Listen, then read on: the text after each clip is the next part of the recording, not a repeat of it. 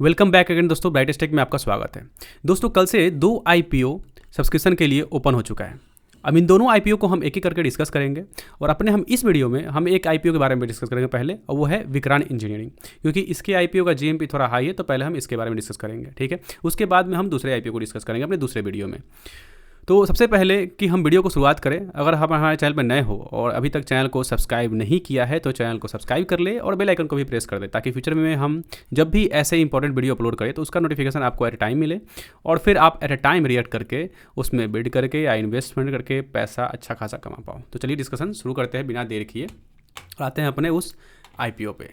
तो ये बेसिकली जो आईपीओ है दोस्तों, ये इंजीनियरिंग का आईपीओ है। अब ईपीसी इंजीनियरिंग क्या होता है मैं आपको बताता हूँ। जनरली जितने भी इंफ्रास्ट्रक्चर की प्रोजेक्ट हैं उसमें गवर्नमेंट जो है ना ईपीसी वर्कर को हायर करती है, ठीक है, कॉन्ट्रैक्ट के रूप में वर्क देती है। अब ये कॉन्ट्रेक्चुअल वर्क करते हैं और इस कंपनी का 90% जो अर्निंग है वो गवर्नमेंट कॉन्ट्रैक्ट से ही आता है, और ये basically company Vikrant engineering limited है, ठीक है। तो हम इस कंपनी के बारे में थोड़ा डिटेल्स डिस्कस करेंगे कि कंपनी का फाइनेंशियल क्या है, कंपनी का फाइनेंशियल ग्रोथ क्या हो सकता है, कंपनी के कौन कौन से भी प्रोजेक्ट हैं, एवरीथिंग हम डिस्कस करेंगे। तो सबसे पहला हम डिस्कशन करते हैं कि बेसिक कि कंपनी अभी कर क्या रही है, ठीक है, और उसके बाद हम आईपीओ को डिस्कस करेंगे। तो अगर बेसिकली बात करूँ तो मैंने बताया आपको कि ये ईपीसी इंजीनियरिंग कंपनी है, ठीक है, गवर्नमेंट के कॉन्ट्रैक्ट्स लेके और उसके लिए वर्क करती है। अब देखो गवर्नमेंट के कॉन्ट्रैक्ट्स जो है ना इंफ्रास्ट्रक्चर में काफ़ी ज़्यादा होते हैं, जैसे कि आप मान लो रोड बनाने के लिए, ठीक है। अब अगर रोड के लिए हो गए तो समझ लो कि एनर्जी के लिए, ठीक है। उसके बाद में आप ले लो जैसे इंफ्रास्ट्रक्चर प्रोजेक्ट, जैसे कि रेलवे के लिए, रोड के लिए, इन सब के लिए। तो वैसे वैसे प्रोजेक्ट पे इनका वर्क होता है। जैसे मेट्रो ले लो, वहाँ पे हो गया। तो कंपनी का अभी फ़िलहाल में डोमिनेंस अच्छा खासा है, ठीक है। 90% तो अर्निंग गवर्नमेंट के कॉन्ट्रैक्ट से होती है। बट दिक्कत यहाँ पे ये है, ठीक है, कि सपोज दैट कि मान लो कि गवर्नमेंट का कॉन्ट्रैक्ट इनको ना मिले, ठीक है, तो ऑब्वियसली बात है कि उनके फाइनेंशियल में थोड़े से दिक्कतें आ सकती है, राइट। बट उन सारी चीज़ों को हम डिस्कस करेंगे स्लोली बाई स्लोली। पहले हम थोड़ा सा आईपीओ के बारे में डिस्कस करते हैं कि आपको कितना पैसा बिड करना पड़ेगा, क्या प्राइस रेंज है। बेसिकली अगर बात करूँ तो ये आईपीओ जो सो 2 तरीके का है। मिक्स आईपीओ है, इसको हम मिक्स आईपीओ कह सकते हैं। अब मिक्स आईपीओ क्या होता है कि इसमें आपको फ्रेश इशू भी मिलेगा और ऑफर फॉर सेल भी मिलेगा, दोनों मिलेगा। अब फ्रेश इशू होता है कि सपोज दैट कि कंपनी जब नए शेयर्स अलॉटमेंट करती है ना, तो उसको हम फ्रेश इशू बोलते हैं, ठीक है।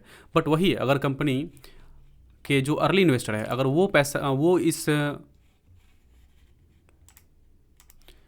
वो इस आईपीओ से सेल करके अपने स्टेक को बाहर निकलते हैं तो उसको हम बोलते हैं ऑफर फॉर सेल, ठीक है। तो ये मिक्स है। अब इसमें ऑफर फॉर सेल कितने करोड़ का है और फ्रेश इशू कितने करोड़ का है, मैं आपको थोड़ा सा यहाँ पे बता देता हूँ।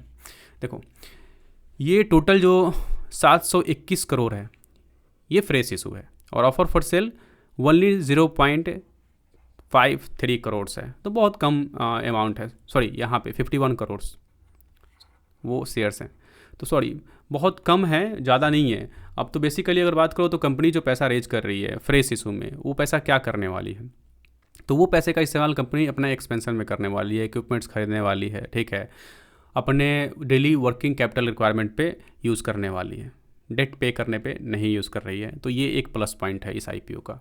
अगर आप इस आईपीओ के प्राइस बैंड की बात करो तो 92 रुपये से लेके 97 रुपये पर शेयर का प्राइस बैंड रखा गया है, ठीक है। यानी कि आपको 13,616 रुपये पे करें पड़ेंगे इस आईपीओ के लिए, जिसमें कि आपको 148 शेयर्स मिलेंगे एक लॉट में, ठीक है। तो आप 2 लॉट 3 लॉट जितना हो सके आप उसके लिए जा सकते हो।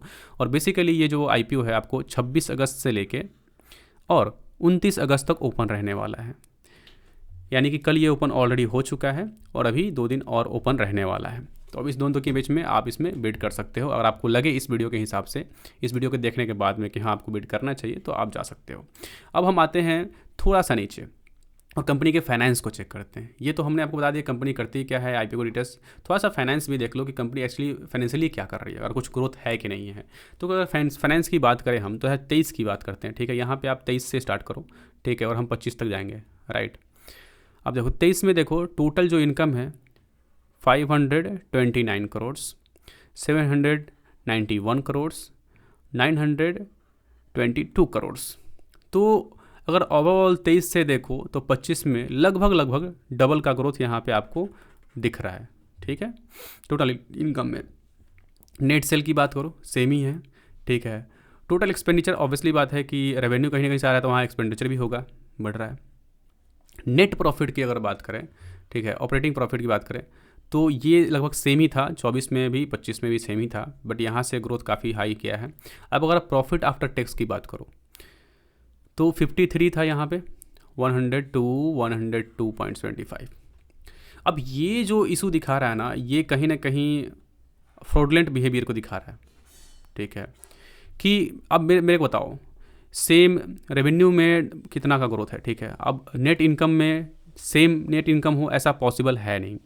दूसरा चीज़ कि कंपनी जो है 2024 में जो इनके पास में गवर्नमेंट के कॉन्ट्रैक्ट थे 2025 में, उसमें से काफ़ी ज़्यादा कॉन्ट्रैक्ट ख़त्म हो गए, ठीक है। और इनको कॉन्ट्रैक्ट मिले भी नहीं हैं, बहुत कॉन्ट्रैक्ट नहीं मिले हैं, ठीक। अब ऐसे सोचो कि 2024 में जितने थे उतने अभी 25 में नहीं हैं, और जो कॉन्ट्रैक्ट के लिए इन्होंने बिड किया था वो कॉन्ट्रैक्ट इनको मिले भी नहीं हैं, ठीक। और 90% अर्निंग जो है इनका यहीं से आ रहा है।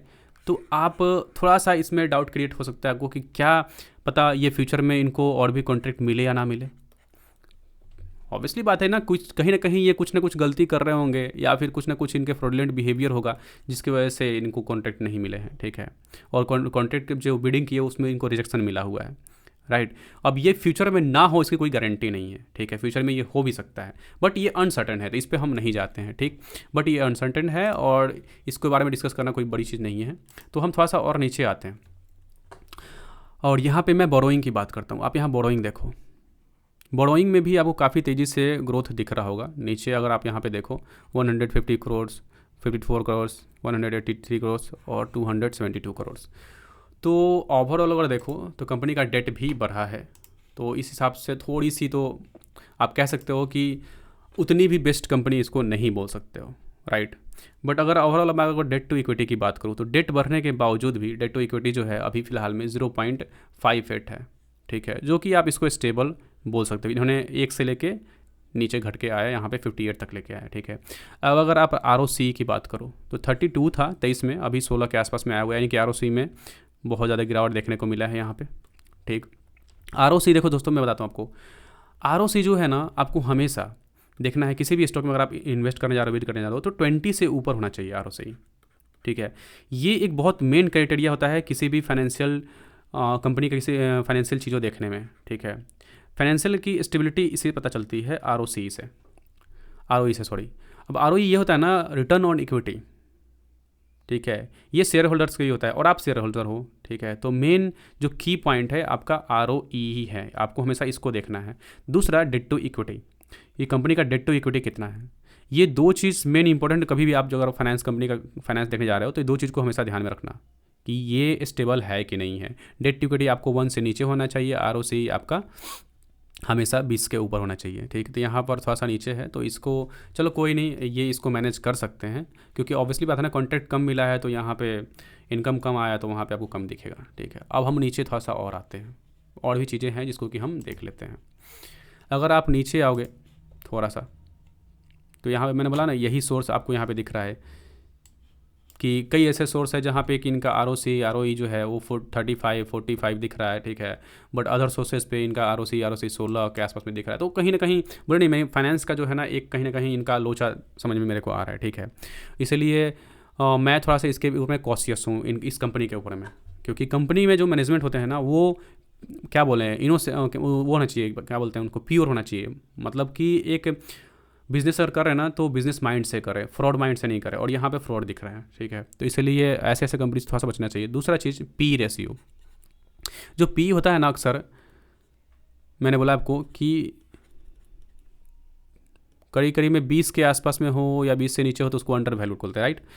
अब इस कंपनी का जो P है ना, फिलहाल में अभी करीब करीब में 30 के आसपास में चल रहा है, ठीक है, 30 से ऊपर ही है। और जो भी इस फील्ड में काम करती हैं कंपनियां, उसका जो एवरेज P है ना, वो करीब करीब में 27 26 है, ठीक है।